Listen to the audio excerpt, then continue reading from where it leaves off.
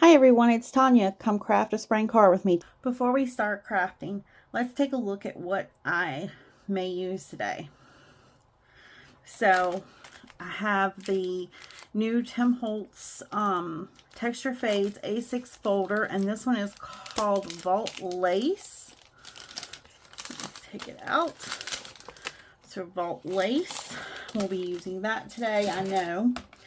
I am going to be using the letters and this tear die from the new Vault Edges die set.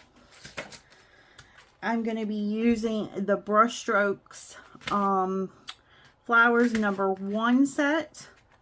And my inspiration for this is the Dogwood flower. And this one's starting to turn a little brown, but get the idea, because I think these kind of reminded me of the Dogwood flower.